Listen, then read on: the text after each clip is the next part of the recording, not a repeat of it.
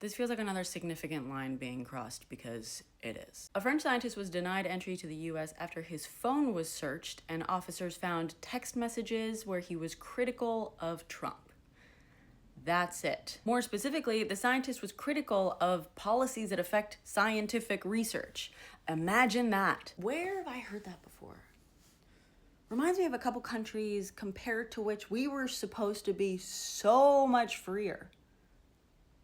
It's just like I said the other day. If you want to be shady, you can't also be a baby. You have to accept that a lot of people are not going to like it, which I believe is a big part of the point, right? Where are you going to get your dopamine surge from triggering the libs if the libs aren't allowed to be triggered? Also, the significance of it being a scientist shouldn't go over anyone's head. There's so many things to be said about this, and I wasn't really sure where to start. Number one, most importantly for the people with short attention spans, now is not the time to let them see that this is working. This piece of advice comes from an actual expert who was on a mass mobilization call I was on last night, trying to scare us to quiet us. And they only have to pick out a few as examples to get us to behave. If you get quiet, it only encourages them.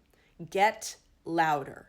Show them that it will not work. The more they do this, the worse we become. Number two, and this doesn't actually go against this piece of advice, but be careful. And by that I mean, while you're making noise, be smart about it. A lot of people are not gonna travel to the United States. Congratulations, you guys just killed the tourism industry and kickstarted brain drain like we've never seen before. There's another two pieces of our economy absolutely devastated. But if you're gonna travel in and out of the country, even as a citizen, turn off biometrics on your devices. Consider flying with a secondary device, like a backup phone or something. I know it's not an affordable option for a lot of people, but it doesn't have to be a smartphone. And quite frankly, this is the advice given to a lot of people traveling in and out of other similar countries. If you're traveling alone, I was thinking about this a couple of days ago because I have to travel out of the country and come back in a couple of times this year, and I will be traveling alone on one of those trips. So if I get pulled aside at like the entry line at the border, not that I would, but if I did, it's possible no one would know. So make sure to tell people your travel plans and make sure to tell them that you will check in when you get home safe and sound. Barring that, if you get pulled aside, maybe tell people or yell to people your full name,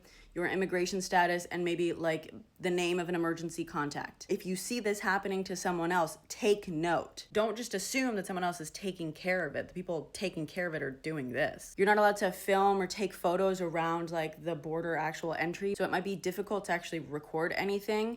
But if someone is yelling, if someone is getting pulled aside and they're saying their name and someone to contact, make a note of it. We have to watch out for each other. Consider carrying business cards with that information, like an in case of emergency, ICE card, to hand out to strangers if possible in an emergency. Consider also switching to encrypted messaging services like Signal. You can turn on auto delete after a certain period of time, but I know that can be a big change for people. I have Signal and I have for many years, but even I don't use it most of the time. So just be more mindful of what it is that you're carrying through the border when you cross it. And again, do not let this make you get quiet.